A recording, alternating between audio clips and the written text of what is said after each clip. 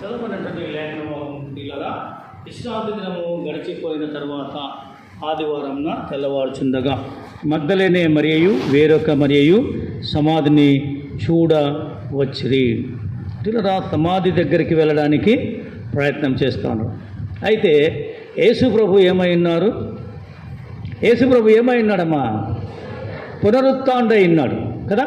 ఆయన చనిపోలేదు, చనిపోయాడు, కానీ మృత్యుంజయుడై తిరిగి లేచాడు అనేటువంటి విషయాన్ని మనకు జ్ఞాపకం చేస్తున్నాం. కనుక రిజరెక్టెడ్ క్రైస్ట్, పునరుత్థానుడైనటువంటి ప్రభువును మనం ఆరాధిస్తున్నాం. ఒకవేళ ఆయన లేకపోతే, మృతుల నుండి లేవకపోతే మన విశ్వాసము వ్యర్థం కదా. క్రైస్తవ విశ్వాస జీవితం అంతా కూడా, సంఘ విశ్వాస జీవితం అంతా కూడా యేసుక్రీస్తు లేచాడు అనేటువంటి ఒక అంశం మీదనే ఆధారపడి ఉన్నది. కనుక మిగతా వారిలాగా ప్రభు చనిపోయి ఎక్కడ సమాధిలో ఉన్నట్టుగా లేడు, ఆయన లేచి ఉన్నాడు అనేటువంటి ఒక అంశాన్ని మనకు దేవుని వాక్యము సెలవిస్తుంది. కనుక Jesus rises from the dead, ఆయన మరణం నుండి తిరిగి లేచినటువంటి వాడుగా ఉన్నాడు. పునరుత్థానము అంటే return to life subsequent to death. కనుక మరణించినటువంటి వారు మరణం నుండి తిరిగా జీవించుట అనేటువంటి ఒక అంశాన్ని దేవుని వాక్యం మనకు సెలవిస్తుంది. కనుక చనిపోయినటువంటి ప్రభువు తిరిగా బ్రతికాడు, జీవించాడు, ఆయన ఆరోహణమై పరలోకానికి వెళ్ళిపోయాడు. కనుక resurrected Christ, we are celebrating the Easter festival కదా, పునరుత్థాన పండుగను ఆచరిస్తున్నటువంటి ఒక అంశం. దానియేలు గ్రంథము 12వ అధ్యాయం 2వ వచనం రాయబడినటువంటి మాట గమనించినట్టయితే, మరియు సమాధుల నుంచి అనేకులు మేలు కొనెదరు, కొందరు నిత్య జీవమునకును అనుభవించుటకును, కొందరు నింద పాలగుటకును, నిత్యముగా హేయులగుటకును మేలు కొందరని ఎందరు అనేటువంటి మాట దానియేలు గ్రంథము 12వ అధ్యాయం 2వ వచనం రాయబడినటువంటి మాట. కనుక నిద్రించినటువంటి అనేకులు మేల్కుంటారనేటువంటి ఒక సందేశాన్ని దానియేలు గ్రంథంలో మనకు ప్రాఫిటికల్ వర్డ్స్ చెప్తున్నట్టుగా మనం గమనిస్తూ ఉన్నాం. అంటే మనము కూడా లేస్తాం, కొందరు, అందరూ కాదు.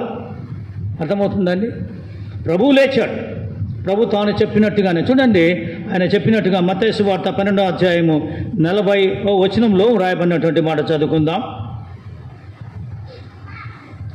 మత్తయి సువార్త 12వ అధ్యాయం 40వ వచనం.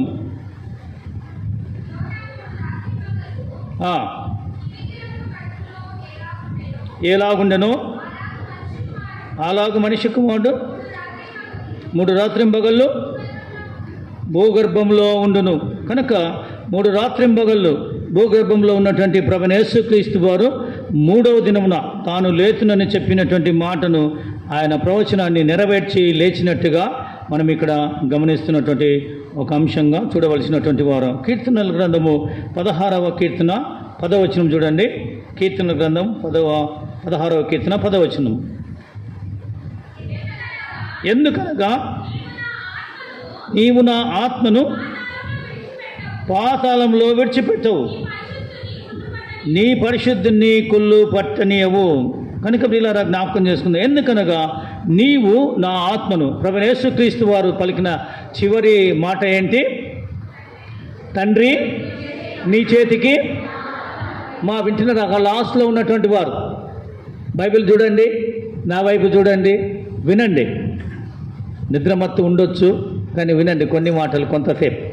కనుక తండ్రి నీ చేతికి నా ఆత్మను అప్పగించుచున్నాను. I'm handing over my spirit, or I commend my spirit into thy hands Lord. నీ చేతులకు అనేటువంటి ప్రభు మాటను జ్ఞాపకం చేసుకుంటే ఇక్కడ ఏమంటుందంటే, నీవు నా ఆత్మను పాతాళంలో విడిచిపెట్టవు. చనిపోయాను, పాతిపెట్టబడ్డాను. అయితే పాతాళంలో విడిచిపెట్టడానికి ప్రభువు మరి ఆయన అలా వదిలివేయలేదు, ఆయన దేహాన్ని కూడా కుళ్ళు పట్టనీయలేదు అనేటువంటి ఒక లేఖనాన్ని, ఒక ప్రవచనాన్ని ఇక్కడ మనము చూస్తూ ఉన్నాం. అది ప్రభువైన యేసుక్రీస్తులో నెరవేరినట్టుగా మనము చూస్తున్నాం. అదే రీతిగా 110వ కీర్తన 1వ వచనం ముందు చూద్దాం. 110వ కీర్తన 1వ వచనం. ప్రభువు నా ప్రభుతో సెలవిచ్చిన వాక్కు, నేను నీ శత్రువులను నీ పాదములకు పీఠముగా చేయి వరకు నా కుడి పార్శ్వమున కూర్చుందుము. కనుక శత్రువు ఎవరు? సాతానుడు. కనుక యేసు ప్రభువారు మరి శత్రువు అయినటువంటి సాతాను నీ పాదములకు పీఠంగా చేయి వరకు నా కుడి పార్శ్వమున కూర్చును. కనుక పునరుత్థానుడైనటువంటి ప్రభువైన యేసుక్రీస్తు వారిని గురించి మనం జ్ఞాపకం చేసుకుంటున్నాం. ఆయన ఇక్కడ లేడు అనేటువంటి ఒక అంశాన్ని మనం ధ్యానం చేయబోతున్నాం అనే సంగతిని మనం జ్ఞాపకం చేసుకుంటాం. అయితే పునరుత్థానుడైనటువంటి ప్రభువైన యేసుక్రీస్తు వారు లేచుట ద్వారా it assures our future resurrection. ఇందాక మనము దానియేలు గ్రంథంలో చదువుకున్నట్టుగా మనకు కూడా భవిష్యత్తులో ఒక పునరుత్థానం ఉంది. క్రీస్తునందు మృతులైన మృతులు ధన్యులు అంటారు కదా.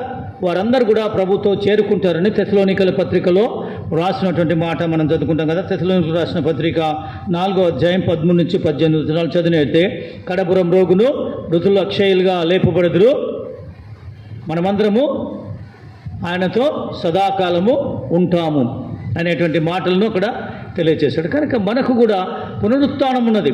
యేసు ప్రభు ఏ రీతిగా అయితే చనిపోయి పాతి పెట్టబడి తిరిగి లేచాడో మనము కూడా శరీరీతిగా చనిపోతాం, అయితే పాతి పెట్టబడతాం. శరీరంతో లేవం కానీ ఆత్మ శరీరంతో మనం లేచి ప్రభువును సంధిస్తాం, ప్రభుతో ఉంటాం, ప్రభు మహిమలో ఆయన ఉన్నట్టుగానే పరలోకంలో ఉంటాం అనేటువంటి ఒక నిశ్చయితను, నిరీక్షణను దేవుడు మనకు అనుగ్రహిస్తున్నటువంటి ఒక అంశం. అయితే ఉదయకాలమున మనం జ్ఞాపకం చేసుకుందాం. డౌట్, అనుమానం, doubt of disciples, doubt of women అంటే స్త్రీలలో ఉన్న అనుమానం, శిష్యులలో ఉన్న అనుమానము. రెండవదిగా టెస్టిమనీ ఆఫ్ అన్ ఏంజల్ అంటే దూత చెప్పినటువంటి ఒక సాక్ష్యం. మొదటిగా doubt of disciples, doubt of women, వారికి అనుమానాలు ఉన్నాయి. తర్వాత testimony of Angel, an angel మరి దూత చెప్పిన సాక్ష్యము. మూడవదిగా అష్యూరెన్స్ ఆఫ్ క్రైస్ట్, యేసుక్రీస్తు వారు ఇచ్చిన అభయం. ఈ 3 మాటలను మనము జ్ఞాపకం చేసుకుందాం. కనుక డౌట్, అనుమానం. ఎవరెవరికి అనుమానాలు ఉన్నాయి చెప్పండి బైబిల్లో? తోమాకు అనుమానం ఉంది. తోమా ఒక్కనికైనా? శిష్యులకు కూడా అనుమానం ఉంది. అందుకనే వారందరూ ఎక్కడ ఉన్నారు? మేడ గదిలో దాక్కున్నారు. అంటే ఆయన లేస్తాడని నమ్మితే ఎక్కడికి రావాలి? వారు ఎక్కడికి రావాలా? సమాధుడికి వచ్చి చూడాలా ప్రభు లేచాడా లేదా అని చూడ్డానికైనా రావాలా. కానీ భయంతో ఉన్నారు, మరి అనుమానంతో ఉన్నారు. ఆ అనుమానాన్ని తెలియజేస్తూ చూడండి, యోహాను సువార్త 20వ అధ్యాయం 8వ వచనంలో రాయబడినటువంటి మాట. యోహాను సువార్త 20వ అధ్యాయము 8వ వచనం. అప్పుడు మొదట సమాధి యొద్దకు వచ్చిన ఆ శిష్యుడు లోపలికి పోయి చూచి నమ్మాను. రెండవ వ్యక్తి ఎవరు? మొదట పేతురు పరిగెత్తుకుంటూ వచ్చాడు, తర్వాత యోహాను వచ్చాడు. యోహాను దిగాడు, లోనికి వెళ్ళాడు, చూచాడు, అప్పుడు నమ్మాడు. అంటే ఏంటి? శిష్యులలో కూడా అపనమ్మిక ఉన్నది. There was a doubt in the hearts of the disciples కదా. ఆయన లేస్తాడా లేవడా, ఇది అనుమానం. అందుకనే వారు చూచి నమ్మాడు. ఏమి చూచాడు? యేసు ప్రభు వారి దేహం లేదని చూచాడు. రుమాలు అలాగే ఉన్నది, సమాధి తెరవబడి చూచాడు. కనుక దానిని బట్టి వారు నమ్మారు. అందుకనే ప్రభు యేసుక్రీస్తు వారు తోమతో ఏమన్నాడు? చూచి నమ్మిన వారి కంటే చూడక నమ్మిన వారు ధన్యులు. అంటే సీయింగ్ అండ్ బిలీవింగ్, అంటే చూచి నమ్ముట, బట్ బిలీవింగ్ అండ్ సీయింగ్. మనము నమ్మి చూడాల. నమ్మి చూస్తామా? ఇది సాధ్యమా? కష్టమే. కానీ ప్రభువాక్యం ఏమంటుందంటే చూడక నమ్మిన వారు. మనమందరం యేసు ప్రభువును భౌతికంగా ఇలా ఉంటారు అని చూడలేదు. చూసామా ఎవరైనా? చాలామంది చెప్తుంటారు, మేము ప్రభువును చూచాము, మా ప్రార్థనలో వచ్చి ఆయన మా ముందు నిలబడ్డాడు. ఆయన ఆత్మస్వరూపి, ఆయన శరీరంగా లేడు. ఇప్పుడు శరీరంగా ఆయన రాడు. అది దేవుని వాక్యం చెప్తుంది. అర్థమవుతుందండి? ఆయన ఆత్మ ద్వారా మాట్లాడతాడు, ఆయన వాక్యం ద్వారా మాట్లాడతాడు, ఆయన సృష్టి ద్వారా మాట్లాడతాడు, వాతావరణం ద్వారా మాట్లాడతాడు, చేప కడుపులో గార్ధవంతో మాట్లాడినటువంటిది. ఇవన్నీ కూడా దేవుని యొక్క పనులు. ఆయన ఏ రీతిగానే మాట్లాడగలడు. ఈ విషయాన్ని మనం జ్ఞాపకం చేసుకోవాలి. కనుక వారిలో అనుమానం ఉంది. చూచి నమ్మిన వారి కంటే చూడక నమ్మిన వారు ధన్యులు. మనం ధన్యులం. యెహోవా తమకు దేవుడుగా గల జనులు ధన్యులు. ఆ దేవుడు నీకు దేవుడయ్యాడా? ఆ ప్రభువు నీ ప్రభు అయ్యాడా? ఆ రక్షకుడు నీ రక్షకుడయ్యాడా? ఆ మహిమగల దేవుని రాజ్యంలో నీ ఉంటావనే ఆ నిశ్చయత, నిరీక్షణ నీకుందా? ఆయన పునరుత్థానుడయ్యాడు. ఎప్పుడో 2000 సంవత్సరాల కిందట జరిగినటువంటి ఒక అంశాన్ని, the good old story we are recollecting and we are remembering, resounding the joy of resurrection. పునరుత్థానుడైనటువంటి ఆ గొప్ప కేకను, ఆ శబ్దాన్ని, ఆ మహిమను, ఆ వాక్కును మనం వింటూనే ఉన్నాం. కానీ మనలో పరివర్తన కలగాలి. నేను కూడా పునరుత్థానం కావాలి అనేటువంటి ఒక ఆశ మనలో కావాలి. ఎలా వస్తుంది అది? ప్రభువును నమ్మితే ఆయన ఉన్నట్టుగా, ఆయన సమరూపం గల దానిగా మన దేహములను మార్చగలిగినటువంటి వాడు. పునరుత్థానుడుగా ఉన్నటువంటి ప్రభువు మనల్ని కూడా పునరుత్థానుడుగా చేయగలిగినటువంటి వాడు. కనుక డిసైపుల్స్లో అనుమానం ఉన్నది. రెండవదిగా స్త్రీలలో అనుమానం ఉన్నది. ఉందా లేదా? మరియా మగ్దలేని మరియా, ఇంకొక మరియా, అందరూ స్త్రీలందరూ కూడా ఏం చేస్తున్నారు? వాళ్ళు యేసు ప్రభు లేస్తే సుగంధ ద్రవ్యాలతో ఏం పని ఉందండి? సుగంధ ద్రవ్యాలు దేనికి పీయడానికి బయలుదేరారు? ఆయన దేహానికి, పార్థివ దేహానికి, అంటే మృతదేహానికి పుయ్యాలని బయలుదేరారు. అంటే ఏం చేశారు వారు? శనివారమే కొని పెట్టుకున్నారు. నమ్మకం ఉంటే కొన్నారు కదా. వారిలో కూడా అపనమ్మకం ఉంది. చూడండి మరి ఏం చేశారంట? 16వ అధ్యాయం మొదటి వచనం చూడండి. మత్తయి సువార్త 16వ అధ్యాయం. అప్పుడు పరిసయ్యులను, సద్దూకయ్యులను వచ్చి ఆయనను శోధించుటకు ఆకాశం నుండి ఒక సూచక్రియను తమకు చూపమని ఆయన అడగగా, ఆయన ఎట్లైనను, సాయంకాలమున మీరు ఆకాశం ఎర్రగా ఉన్నది కనుక వర్షం కురినని, ఉదయమున ఆకాశం ఎర్రగాను ఉన్నది కనుక గాలివాన వచ్చునని చెప్పుదురు కదా. మీరు ఆకాశమైనది వివేచింప ఎరుగుదురు కానీ ఈ కాలంలో సూచనలను వివేచింపలేదు. రైట్. కనుక మీరు నమ్మరు. శాస్త్రులు కానీ, పరిసయ్యులు కానీ వారు కూడా నమ్మలేదు. కానీ ఇక్కడ స్త్రీలు కూడా 24వ అధ్యాయం లూకాసు వార్త 24:1 మనం గమనించినట్టయితే వారు ఏం చేస్తున్నారు చూడండి. లూకాసు వార్త 24వ అధ్యాయము మొదటి వచనం. ఆదివారమున తెల్లవారుచుండగా ఆ స్త్రీలు తాము సిద్ధపరిచిన సుగంధ ద్రవ్యములను తీసుకొని సమాధి యొద్దకు వచ్చి, సమాధి ముందర ఉండిన రాయి దొర్లింపబడి ఉండుట చూచి లోపలికి వెళ్ళిరి కానీ ప్రభునేసు దేహం వారికి కనబడలేదు. అంటే ఏంటి? వారు సుగంధ ద్రవ్యాలు తీసుకొని వెళ్తున్నారు. ఎందుకు? యేసు ప్రభువుకు పూయటానికి. ఆన్ ద వే, దారిలో ఉన్నప్పుడు కూడా వారికి ఇంకొక అనుమానం వచ్చింది. ఇంకొక అనుమానం ఏంటి? అదొక పెద్ద రాయి కదా, ఆ రాయిని ఎవరు దొర్లిస్తారు? స్త్రీలు బలం కలిగిన వారా, దేహదారుఢ్యం కలిగిన వారా, బలహీనుల? 50 కిలోల బియ్యం మోస్తారా మీరు? మోయలేము. మొన్న ఒక అమ్మాయి చూశాను, దారిలో ఆడిపోతుంటే 25 కిలోల బియ్యం మూటను ఈజీగా మోసుకొని పోతుంది. యవనస్తురాలు కనుక మోయగలిగింది. అదే బలహీనులు, వృద్ధులైతే మోయలేరు. కానీ స్త్రీలు స్వతహాగా శరీర దారుఢ్యము లేనివారు, బలహీనులు. అయితే అదొక పెద్ద రాయి, దానికి రోమాసీల్ వేశారు.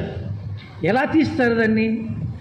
మన కొరకు ఎవరు తీస్తారు అనేటువంటి ఒక అనుమానం కూడా వారిలో ఉంది కదా. అనుమానాలతోటే బయలుదేరడం అయితే బయలుదేరారు. కానీ మనకు రాయి ఎవరు తీస్తారనే అనుమానం కూడా వారిలో ఉంది. కనుక పిల్లరా, ఈ 2 అనుమానాలు, అంటే సుగంధ ద్రవ్యాలు, ఆయన లేవలేదు, ఆయన అక్కడే ఉన్నాడు కనుక మనం వెళ్ళి ఆయనకు సుగంధ ద్రవ్యాలు పూజుదామనుకున్నారు. అయితే రాయిని ఎవరు దొర్లిస్తారు అనేటువంటి ఒక అనుమానం కూడా వారిలో ఉన్నట్టుగా మనం గమనిస్తాం. కనుక పిల్లరా, ఈ అనుమానాలు మనలో కూడా ఉంటాయి. నిజంగా ఆయన లేచాడా అనేటువంటి అనుమానాలు కలిగిన వారు కూడా ఉన్నారు. ఆ దినాల్లో ఉన్నారు, ఈ దినాల్లో ఉన్నారు. మీరు చెప్పేదంతా ట్రాష్ అనేటువంటి వారు కూడా ఉన్నారు. అయితే నమ్ముట నీ వలన అయితే నమ్మువానికి సమస్తమును సాధ్యం. నమ్మాల. నువ్వు నమ్మితేనే దేవుని మహిమను చూస్తావు. ఆయన ఉన్నాడని, ఆయన వచ్చాడని, ఆయన చనిపోయాడని, ఆయన పాతి పెట్టబడ్డాడని, ఆయన తిరిగి లేచాడని, ఆయన తిరిగా రానయ్యాడని నువ్వు నమ్మాలి. నమ్మితేనే నీకు పరలోక రాజ్యం. నమ్మకపోతే నొల్లని వారికి నరకం సిద్ధమని చెప్పినట్టు. కనుక దేవుని ప్రేమ ఇదిగోల పాటలో ఉంటుంది. కనుక మీరు నమ్మాలి అనేటువంటి అంశాన్ని మనం జ్ఞాపకం చేస్తాం. అయితే రెండవదిగా టెస్టిమనీ ఆఫ్ ఎన్ ఏంజెల్, మరి దూత సాక్ష్యం చెప్తా ఉన్నాడు. చూడండి 16వ అధ్యాయం, మార్కు సువార్త 16వ అధ్యాయం 6వ వచనంలో చెప్తున్నటువంటి మాట. మార్కు సువార్త 16వ అధ్యాయం 6వ వచనం ఏముంది అక్కడ? అందుకతడు కలవరపడకుడి, సిలువ వేయబడిన నజరేయుడగు యేసును మీరు వెతుకుచున్నారని నాకు తెలియను. ఉందా అది? వెతుకుచున్నారని నాకు తెలియనని ఇంకొక సువార్తలు రాస్తాడు. అంటే I know that you are searching for the నజరేయుడైన యేసుక్రీస్తు, సిలువ వేయబడిన యేసుక్రీస్తు, ద క్రూసిఫైడ్ క్రైస్ట్ కదా, ద జీసస్ ఆఫ్ నాజరేత్, నజరేయుడైన యేసును వెతుకుతున్నారని నేను ఎరుగుదును. I know. అయితే మీరు కలవరపడకుడి. అంటే యేసు దేహాన్ని వారు చూడలేదు కనుక, కనుగొనలేదు కనుక వారిలో కలవరము కలిగినట్టుగా మనం చూస్తా ఉన్నాం కదా. మనం ఆశించినది జరగకపోతే మనలో కలవరం కదా, రిజల్ట్ వస్తున్నాయంటే కలవరం, పాస్ అవుతానో ఫెయిల్ అవుతానో కదా, భయాందోళన ఉన్నటువంటి పరిస్థితులు, కలవరం. అదే రీతిగా ఇంకొక మాట ఏమంటుందంటే భయపడకుడి అనేటువంటి మాట. మత్తయి సువార్త 28వ అధ్యాయం 5వ వచనంలో ఏమంటాడు చూడండి. ఆ దూత ఆ స్త్రీలను చూచి, మీరు భయపడకుడి, సిలువ వేయబడిన యేసును మీరు వెతుకుచున్నారని నాకు తెలియను.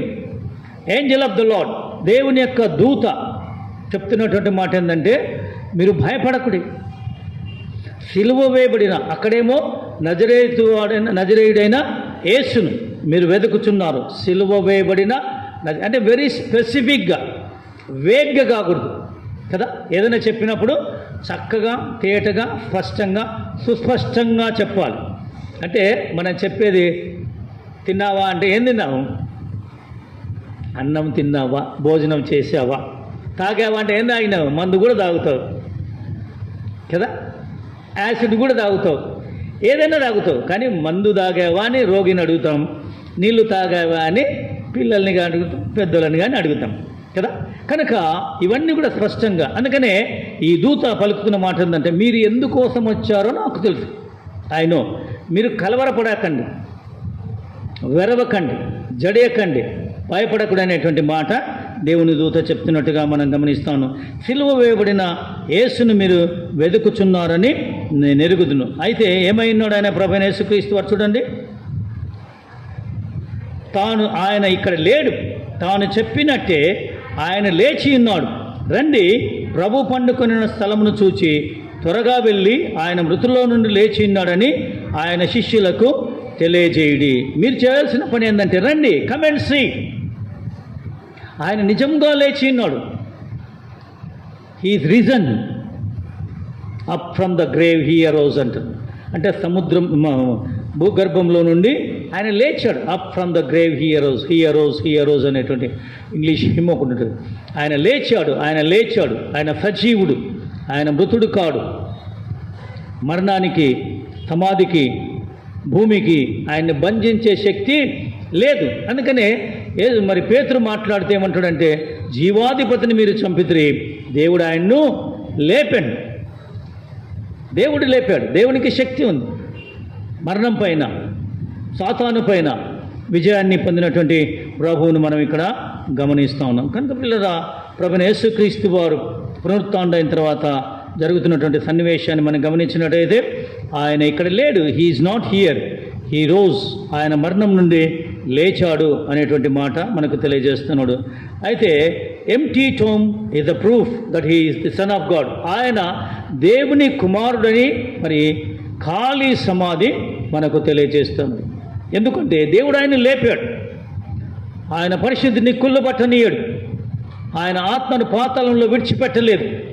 కనుక ఆయన లేచాడు. ఆయనను తండ్రి అయిన దేవుడు లేపాడు అనేటువంటి మాట మనకు తెలియజేస్తున్నాం. రోమీయులకు రాసిన పత్రిక 1వ అధ్యాయము 4వ వచనం చూద్దాం.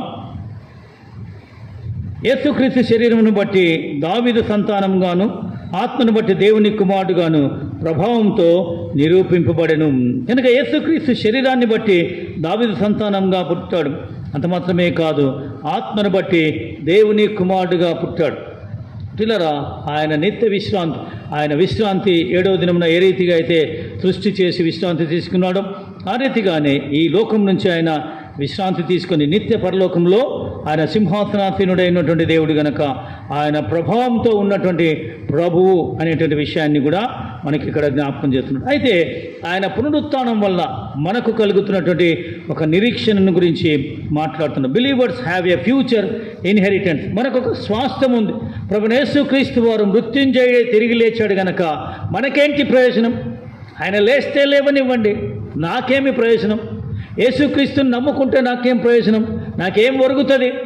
నాకేమి కలుగుతుంది అనేటువంటి ఆలోచనలు చాలామందికి ఉన్నాయి కదా.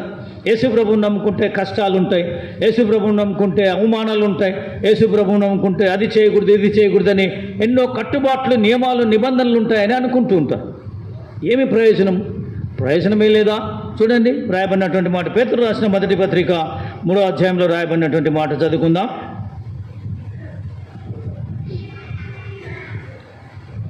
పేతురు రాసిన 1వ పత్రిక 1వ అధ్యాయం 3వ వచనం. మన ప్రభువుకు యేసుక్రీస్తు తండ్రైన దేవుడు స్తుతింపబడును గాక.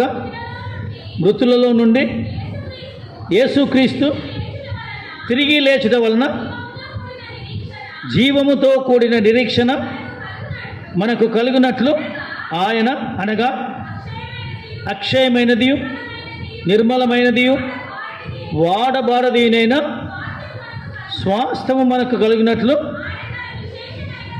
ఆయన తన విశేష కనికరము చొప్పున మనలను మరలా జన్మింపజేసాను. రీజనరేషన్ అనేటువంటి వాడు తిరిగా జన్మింపజేశాడు. ఆత్మ, మన శరీరము చనిపోతుంది, మన ఆత్మ కూడా చచ్చిపోకుండా పునర్జన్మ సంబంధమైనటువంటి నూతన జన్మను దేవుడు మనకు అనుగ్రహిస్తున్నాడు కదా. తిరిగా జన్మించే అనుభవం. యేసు ప్రభు వారి దగ్గరికి నికోదేము వస్తాడు. తిరిగా జన్మించుట అంటే తల్లి గర్భంలో నుంచి మళ్ళీ తిరిగా నేను జన్మించాలన్నా కాదు, ఒకడు నీటి మూలంగాను ఒకడు ఆత్మ మూలంగానే జన్మించాలి అనేటువంటి మాట. అందుకనే ప్రభువైన యేసుక్రీస్తు వారు తిరిగా లేచడం వల్ల మనకు కలిగిన వాడబారని, అక్షయమైన నిర్మలమైనటువంటి వాడబారని నిరీక్షణ, హోప్ ఏంటంటే మనము కూడా ఆయనతో పాటు ఏలుతాం, ఆయనతో పాటు నిరంతరము యుగయుగాలు ఆయనతో ఉంటామనేటువంటి ఒక నిరీక్షణ దేవుడు మనకు అనుగ్రహించాడు. నూతన జన్మ అనుభవం. ఇందాక మనం వీళ్ళందరూ కూడా 14 మంది నీటి బాప్తిసం తీసి నూతన జన్మ అనుభవం అంటే పాత జీవితానికి ప్రభు ఏ రీతిగా అయితే చనిపోయాడో వారు చనిపోయి పాతిపెట్టబడి నీటిలో వారు ప్రభు అయిన యేసుక్రీస్తు వారి సమాధిలోనికి ఎలా వెళ్ళారో పునరుత్థానుడైన రీతిగా వారు నీటిలో నుంచి లేచి నేడు వారు నూతన వ్యక్తులుగా అంటే మారు మనసు పొందినటువంటి విశ్వాసులుగా, సంఘ సభ్యులుగా, సమాజానికి సేవ చేయటానికి, దేవుని ప్రతినిధులుగా ఉండడానికి దేవుడు వారిని ఎన్నుకున్నాడు. ఇటువంటి అనుభవం లేనటువంటి వారు, ఆయన పునరుత్థానుడయ్యాడని ఎరగనటువంటి వారు చాలామంది ఉన్నారు. ఆయన నాకు రక్షకుడు, నాకు విమోచకుడు అనేటువంటి విషయాన్ని ఎరగనటువంటి వారు కూడా అనేకులు ఉంటున్నారు. కనుక పిల్లరా మనం జ్ఞాపకం చేసుకుందాం, ఆయన పునరుత్థానం వల్ల మనకు భవిష్యత్తులో ఏముందంటే ఒక నిరీక్షణ ఉంది కదా. మన భూనివాస కాలం కొద్దిగా అది ముగిసిన తర్వాత నిత్యరాజ్యంలో యుగయుగాలు ప్రభుతో ఉంటాం. అది ఎవరికి? ప్రభువునందు నిద్రించిన వారికి, ప్రభువునందు విశ్వసించిన వారికి, ప్రభువును వెంబడించిన వారికి మాత్రమే ఉంటుంది. మీరు క్రీస్తుతో కూడా మృతి పొందితే పైనున్న వాటిని చూడండి అంటారు. అంటే మనం ఎక్కడ చూడాలంట? పైనున్న వాటిని వెతకాలి, భూమి మీద సంబంధమైనటువంటి వాటిని కాదు. కనుక వారు పైనున్న వాటిని వెతుకుతూ కొనసాగుతారు. మనం కూడా రక్షించబడిన వారమైన మనము, విమోచించబడిన వారమైన మనందరూ కూడా పైనున్న వాటిని వెతకవలసిన వారమై ఉంటున్నాం అనేటువంటి విషయాన్ని మనకు జ్ఞాపకం చేస్తాం. అయితే ఈ పునరుత్థానం వల్ల the lord defeated the world, ప్రపంచాన్ని ప్రభువు జయించాడు. చూడండి, యోహాను సువార్త 16వ అధ్యాయం 33వ వచనంలో రాయబడినటువంటి మాట.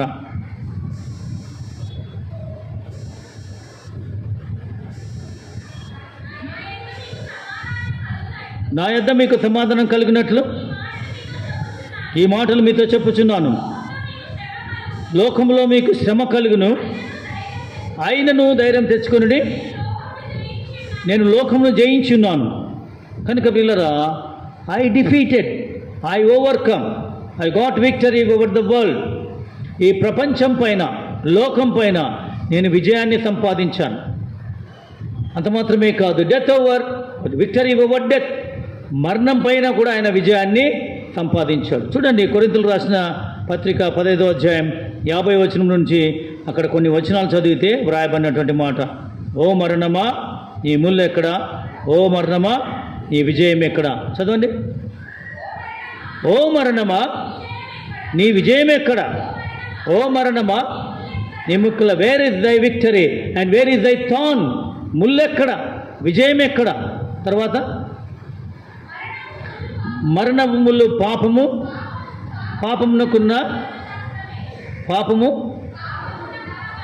పాపమునకున్న బలము ధర్మశాస్త్రమే.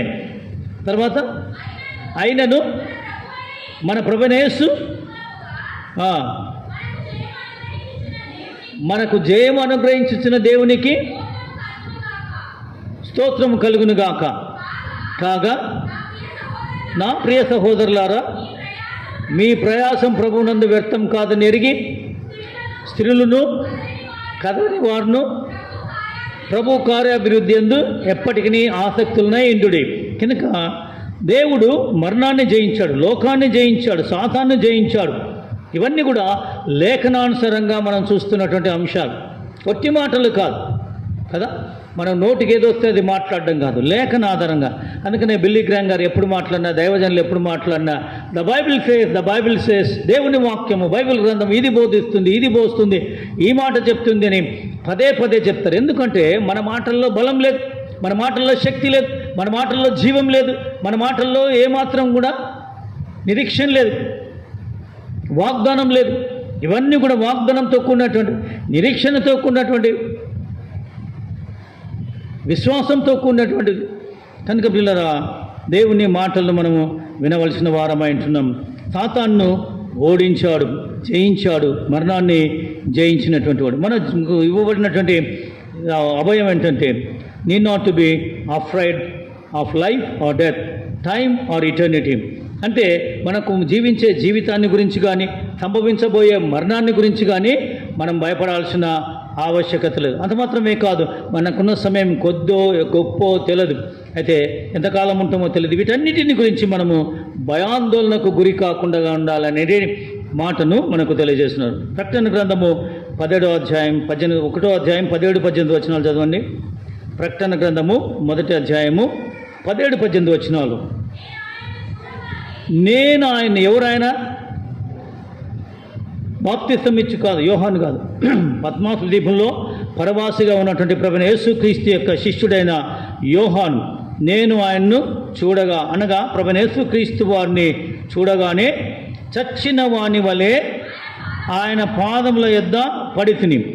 ఆయన తన కుడి చేతిని నా మీద ఉంచి నాతో ఇట్లా, నేను భయపడకము, నేను మొదటివాడను కడపటివాడును, జీవించువాడును, మృతుడనైతిని గాని ఇదిగో యుగయుగములు సజీవుడనై ఉన్నాను, మరియు మరణం యొక్కయు పాతాళ లోకం యొక్కయు తాళపు చెవులు నా స్వాధీనంలో ఉన్నవి.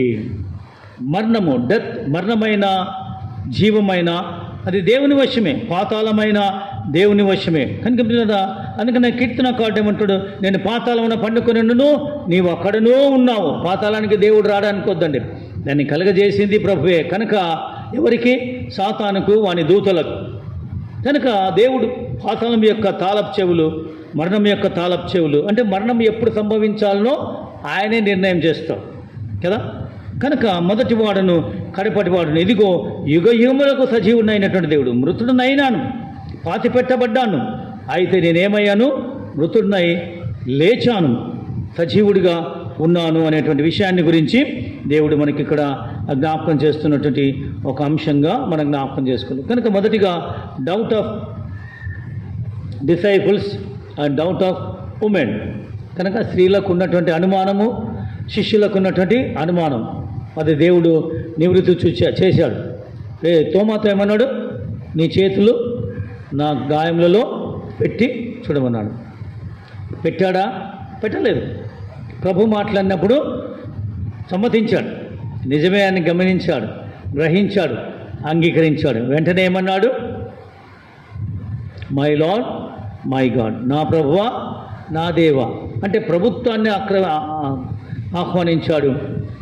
ఆయన అధికారం కిందికి లోబడినటువంటి వాడుగా ఉన్నాడు. కనుక మనమందరం కూడా ఆయన్ని విశ్వసించాలి. ఆయన యందు మనం కొనసాగవలసిన వారమై ఉంటున్నాం. రెండవదిగా testimony of N Angel.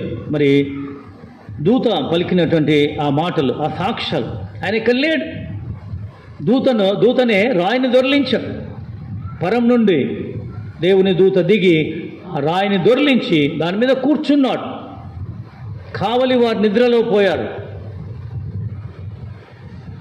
రాజముద్రిక, Roman seal broken.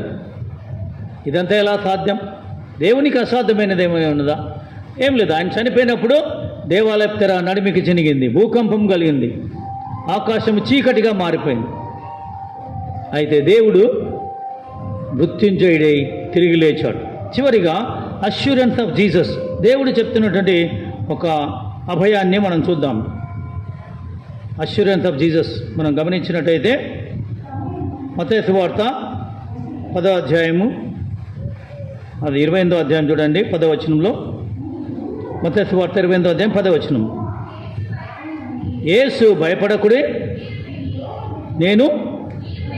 మీరు వెళ్ళి నా సహోదరులు గలిలయకు వెళ్ళవలననియు వారు అక్కడ నన్ను చూతురనియు వారికి తెలుపడాను. కనుక శిష్యులందరూ అక్కడ, మరి శిష్యులు స్త్రీలు అందరూ చూశారు అక్కడ. అయితే యేసు ప్రభు వారు చెప్తున్నటువంటి మాట ఏంటంటే 8వ వచనంలో, యేసు వారిని ఎదుర్కొని పరిగెత్తుచుండగా 8వ వచనంలో ఏమంటుందంటే, వారు భయంతోనూ మహానందముతోనూ సమాధి ఎద్దు నుండి త్వరగా వెళ్ళి ఆయన శిష్యులకు ఆ వర్తమానము తెలుప పరిగెత్తుచుండగా. అంటే అర్జెన్సీ ఆఫ్ ద గాస్పల్. అంటే దేవుని సువార్త అంత త్వరితంగా, అంత వేగంగా పరిగెత్తుకుంటూ, మన భాషలో ఉరుక్కుంటున్నామా, ఉడుక్కుంటున్నామా?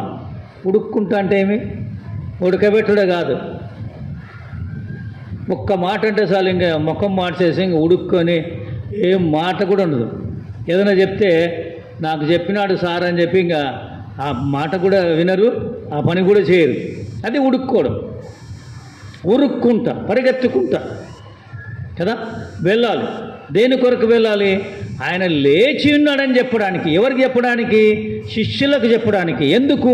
ఆయన గలిలయలో మిమ్మల్ని చూస్తాడు, మీరు ఆయన్ని చూస్తారు, ముఖాముఖిగా దర్శిస్తారు. ఎంత గొప్ప భాగ్యం! పునరుత్థానుడైనటువంటి ప్రభువును ముఖాముఖిగా, అంతవరకు భౌతికంగా చూచినటువంటి వారు శిష్యులే. కానీ చనిపోయినాడని వారు ఎరుగుదురు, పాతి పెట్టబడ్డాడని ఎరుగుదురు, కానీ లేచాడు అనేది వారు నమ్మలేదు. కానీ యేసు ప్రభు వారు వారి విశ్వాసాన్ని బలపరచడానికి, స్థిరపరచడానికి, తిరుగా వారిని పురికొల్పడానికి, తిరుగా పరిచర్య కొరకు ఉద్యుక్తులు కావడానికి, అంటే వారందరూ కూడా సిద్ధపడాలి. వారే చెప్పాలి, మేము చూచాము. అందుకనే యోహాను మొదటి పత్రిక 1వ అధ్యాయం 1వ వచనం చదవండి. ఏమంటాడు యోహాను భక్తుడు? మొదటి యోహాను 1వ అధ్యాయం, జీవవాక్యమును గూర్చినది ఆది నుండి ఏది ఉండెనో మేమేది వింటిమో, కన్నులన దేనిని చూచితిమో, ఏది నిదానించి కనుగొంటిమో, మా చేతులు దేనిని తాకి చూచెనో అది మీకు తెలియజేస్తున్నాం. అర్థమవుతుందండి? వింటున్నారా? వారు ఒట్టి మాటలు చెప్పలేదు. We have seen him, we dine with him. వారితో భోజనం చేశాం, మేము వారిని చూచాం, మా చేతులు తాకాయి. ఈ అనుభవం మనకు లేదు, కానీ ఆత్మీయంగా మనం నమ్మాలి. ఇప్పుడు మన మధ్యలో దేవుడు ఉన్నాడు, ఆత్మ తురిపి. మనం మాట్లాడుతుంటే ఈజ్ ద సైలెంట్ లిజనర్. తన బిడ్డలు మాట్లాడుకుంటుంటే ఆనందిస్తాడు కదా. మన చిన్నపిల్లలు మాట్లాడుకుంటుంటే తల్లిదండ్రులు ఎంత ఆనందిస్తారు. ఆ రీతిగా దేవుని గురించి, దేవుని మాటల గురించి, ధర్మశాస్త్రాన్ని గురించి, బైబిల్ గ్రంథాన్ని గురించి, జీవవాక్యాన్ని గురించి మాట్లాడుతుంటే దేవుడు మన మధ్యలో ఉన్నాడు, సంతోషిస్తూ ఉన్నాడు, మనల్ని దీవిస్తూ ఉన్నాడు, ఆదరిస్తూ ఉన్నాడు, హెచ్చరిస్తూ ఉన్నాడు, బలపరుస్తూ ఉన్నాడు. వింటున్నావా? నిర్లక్ష్యం చేయవద్దు. కనుక యేసు ప్రభు వారు ఎందుకు వారిని దర్శిస్తున్నాడంటే, వీరే కదా నాకు సాక్షులు, వీరే కదా వెళ్ళాలి, వీరే కదా చెప్పాలి అయితే నేను లేచానని చూడకపోతే ఎలా చెప్తారు? అందుకనే శిష్యుల దగ్గరికే వెళ్తా ఉన్నాడు కదా. స్త్రీలు చూశారు, వాళ్ళకు వెళ్ళమని చెప్పమన్నాడు దేవుని దూత. వారు పరిగెత్తుకుంటూ వెళ్తుండగా ప్రభువు కూడా అంటా ఉన్నాడు, గలిలేకి రమ్మని చెప్పండి, నేను అక్కడ వారిని ఎదుర్కొంటాను, వారు నన్ను ముఖాముఖిగా చూస్తారు. పిల్లరా, ముఖాముఖిగా చూడడం అనేటువంటిది గొప్ప అనుభవం. పునరుత్థానుడైనటువంటి ప్రభువును, మహిమాన్వితుడైనటువంటి దేవుణ్ణి, తలుపులు మూసి ఉండగా ప్రవేశించగలిగేటువంటి ఆత్మదేహాన్ని చూడగలిగేటువంటి గొప్ప అనుభవము, అనుభూతి ఎవరికి కలిగింది? శిష్యులకే కలిగింది. అందుకనే వారు హతసాక్షుల ఎంతగా ప్రభు కొరకు జీవించారు, ప్రభువును గురించి ప్రకటించారు. మనం ఏమని అర్థం చేసుకుంటున్నాం ప్రభువును? ఆయన ఇంకా సమాధిలో ఉన్నాడు అనుకుంటున్నామా? ఆయన లేచి ఉన్నాడు అనుకుంటున్నామా? ఆయన నా కొరకు రానయ్యున్నాడు అని అనుకుంటున్నామా? ఏది అనుకుంటున్నాం? సిద్ధపడాలి. ఆయన త్వరగా రానయ్యున్నాడు. ఇదిగో నేను త్వరగా, వింటున్నాడు ఏమంటున్నాడు దేవుడు? ఇదిగో, behold I come soon, quickly, నేను త్వరగా వస్తున్నాను, బీ ప్రిపేర్డ్ కదా. చాలామంది ఏమంటారు, నేను ఊరు నుంచి వస్తున్నానంటే మనం ఏం చేస్తాం? ఇక్కడ అందరూ అన్ని ఏర్పాట్లు చేస్తాం వాళ్ళని రిసీవ్ చేసుకోవడానికి. కనుక యేసు ప్రభు రానయ్యున్నారు. మనం ఏం చేయాలి? Be prepared to meet your God. ఆయన్ని ఎదుర్కోవడానికి, చేరుకోవడానికి మనం సిద్ధంగా ఉండాలనేటువంటి మాట. కనుక భయపడకుడి, నేను లోకంను జయించినాను. నా సహోదరులు, అంతవరకు ఏమన్నాడు? నా సేవకులు అన్నాడు, తర్వాత నా స్నేహితులు అన్నాడు. ప్రభువైన యేసుక్రీస్తు వారు ఇప్పుడు ఏమంటున్నాడు? నా సహోదరు, you are my brother and I am your older brother, elder brother. పెద్ద అన్నను, మీరందరూ నాకు సహోదరులు, సహోదరీలు. ఎంత గొప్ప ధన్యత అండి! పునరుత్థానుడైనటువంటి ప్రభువుకు మనం ఏమైనాం? సహోదరులమయ్యాం, స్నేహితులమయ్యాం. ఒకప్పుడు దాసులంగా ఉన్నాం, దాసులని పిలువక స్నేహితులు అన్నాడు, స్నేహితులని పిలువక ఇప్పుడు ఏమంటున్నాడు? నా సహోదరులు. అంటే ఏంటి? మీరందరూ కూడా నా తండ్రి స్వాస్థ్యంలో భాగస్థులు కదా. మరతల్లి పిల్లలకు ఆస్తి ఏమంటే ఇస్తారా? ఈయనయ్యారు. భార్య చనిపోయి భార్యను చేసుకుంటే వాళ్ళ పిల్లలకు ఆస్తి ఇస్తారా? ఈయనయ్యారు. గొడవలు. కానీ దేవుడు ఏమంటున్నాడంటే, నా తండ్రి స్వాస్థ్యంలో మీరందరూ కూడా నాతో పాటు ఉంటారు. ఇది గొప్ప ధన్యత. పునరుత్థానుడైనటువంటి ప్రభు మనకిస్తున్నటువంటి ఒక అభయం, ఒక ఆహ్వానం. రండి, నా ఇంటిలో అనేకమైన నివాసాలు ఉంటున్నాయి. Come, live with me, stay with me, continue from ages to ages, యుగయుగాలు నాతో పాటు కొనసాగింది. కనుక ప్రియులారా, పునరుత్థానుడైనటువంటి ప్రభువును మనమందరం కూడా తెలుసుకున్నటువంటి వారంగా ఉన్నాం. ఇంకా తెలుసుకున్నటువంటి వారు తెలుసుకునండి. ఆయన లేచాడు, ఆయన ఇక్కడ లేడు, సమాధిలో లేడు. ఆయన నిజముగా లేచి ఉన్నాడు. ఆయన ఆరోహణం అయ్యి వెళ్ళాడు. ఆయన తండ్రి కుడి పార్శ్వంలో కూర్చున్నాడు. ఆయన మన కొరకు విజ్ఞాపన చేస్తున్నాడు. తిరిగా మన కొరకు ఆయన రానయ్యాడు. కనుక ఈ మాటలు మనం జ్ఞాపకం చేసుకుంటూ పునరుత్థానుడైన ప్రభువును వెంబడిద్దాం. పునరుత్థాన శక్తి కలిగి మనం దేవుని యొక్క సువార్తను శీఘ్రంగా చేయటానికి పరిశుద్ధాత్మ దేవుడు తన కృపను మనకు మెండుగా అనుగ్రహించి ఆశీర్వదించునుగాక. చెప్పబడినటువంటి